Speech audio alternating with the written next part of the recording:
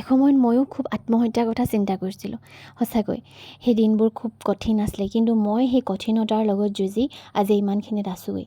আৰু আজিকালি ল'ৰা ছোৱালীবোৰ প্ৰায় দেখা পাওঁ যে এই ধাৰণাটো অহাৰ লগে লগে চাগে এই ষ্টেপটো লৈ নেকি। এইকেইদিন খুব ইনষ্টাগ্ৰামত ছোৱালী এজনী ভাইৰেল হৈ আছে যে নিজৰ বয়ফ্ৰেণ্ডৰ অত্যাচাৰত আহি আত্মহত্যা কৰিলে। এইটো জানো প্ৰতিটো প্ৰব্লেমৰ চলিউশ্যন হ'ব পাৰে? আপোনালোকে গম নাপায় চাগে। আপোনালোকে যেতিয়া এই পন্থাটো হাতত লয়, আপোনালোকৰ মাক দেউতাকৰ কেনেকুৱা লাগে? কাৰণ এজনী মাকে নিজৰ সন্তানক যেতিয়া 9 মাহ গৰ্ভত লয়, প্ৰতিটো সপ্তাহত প্ৰতিটো দিনত এটা অংগ বনে। আৰু তাৰপিছতহে আপোনালোকে বা আমি এই পৃথিৱীখন দেখা পাওঁহি। বহুত কষ্টৰ ফলত আমাৰ মা দেউতাই আমাক এখন পৃথিৱীলৈ আনে আৰু ইমান ডাঙৰ কৰি তোলে। ভাবকচোন কিমান হেঁপাহ থাকে নিজৰ ল'ৰা ছোৱালীৰ প্ৰতি। আৰু যেতিয়া আমি সৰু হৈ থাকোঁ বা মোৰ ছোৱালী এজনী এতিয়া সৰু হৈ আছে, তাইৰ গাত কিবা এটা সৰু খুঁত এটা হ'লেও মোৰ মানে ইমান দুখ লাগে। তাই যদি কেতিয়াবা কাঁহ এটাও মাৰে, আমি একদম তত নোপোৱা হৈ যাওঁ। তেনে চিটুৱেশ্যনে আপোনালোকে যেতিয়া নিজকে হত্যা কৰি পেলায়, কেনেকুৱা অনুভৱ হয় এগৰাকী মাতৃ আৰু দেউতাকৰ? ভাবকচোন। আপোনালোকে ভাবিব, এই কামটো যেতিয়া আপোনালোকৰ মনলৈ আহিব, ক'বচোন এবাৰ নিজৰ মাক দেউতাকক আপোনালোকৰ অসুবিধাৰ কথাখিনি। ক'বচোন এবাৰ, মা মোৰ এইটো অসুবিধা হৈছে বা দেউতা মোৰ এনেকুৱা হৈছে। তেওঁলোকে নিশ্চয় কিবা নহয় কিবা চলিউশ্যন এটা দিব।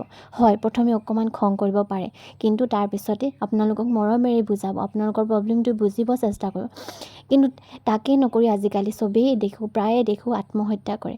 নকৰিব, এনেকুৱা কৰিব নাপায়। আৰু এয়া অকল আপোনাৰ মাক দেউতাকক কষ্ট দিয়াই নহয়, এয়া ঘোৰ পাপ হয়। ভগৱানৰ এই ক্ষমা নিদিয়ে। আৰু মই কৈছোঁ নহয়, যেতিয়া মোৰ আত্মহত্যাৰ নিচিনা কথা চিন্তা মগজুত আহিছিলে, মই তেতিয়া খুব ভগৱানৰ আশ্ৰয় ল'লোঁ। মই পঢ়িব ধৰিলোঁ যে মোৰ লগত এইবোৰ কিয় হৈছে, মই কিয় এনেকুৱা কৰিছোঁ, মোৰ ইমান সৰু চিন্তাবোৰে মোক কিয় এনেকৈ খাইছে।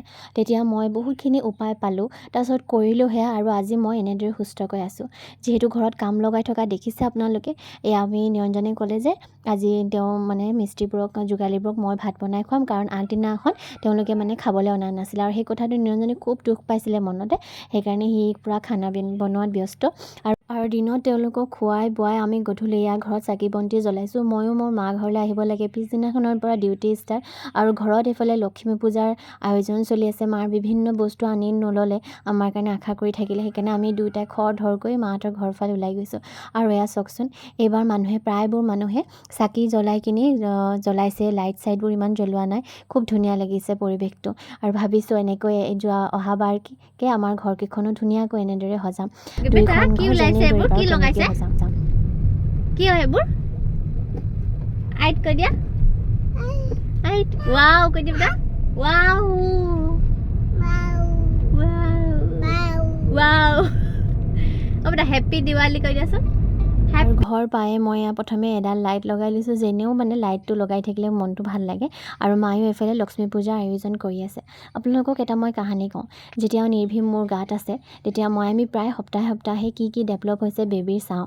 তেনেকৈ এবাৰ চাওঁতে 4 মাহ হৈছিলে, মোৰ মনত আছে। চাওঁতে গম পালোঁ যে আমাৰ বেবীৰ লিভাৰটো মানে গঠন হৈছে। তেতিয়া মোৰ মনলৈ আহিছে, আমি নিজৰ জীৱনটোক ইমান হেতালি খেলোঁ, কিন্তু আমাৰ মাহঁতে কিমান কষ্ট কৰাৰ ফলত, মানে কিমান কষ্ট সহ্য কৰাৰ ফলত আমাৰ দেহাৰ এটা অংগ বনে।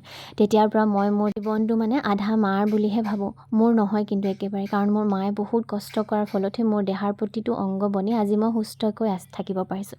ঘৰ আহিয়ে মই ফুৰিবলৈ ওলাই গ'লোঁ নিৰ্ভীৰ লগত। যিহেতু মানুহজন পিছদিনা ডিউটি যাবগৈ, আমি ফুৰিব নাপাম। আৰু গৈয়ে প্ৰথমে ফুৰি মেলি নিৰ্ভীয়ে বেলুন এটা লৈছে। তাৰপিছতে মাৰ আশীৰ্বাদ লৈ আমি ঘৰাঘৰি হ'লোঁ।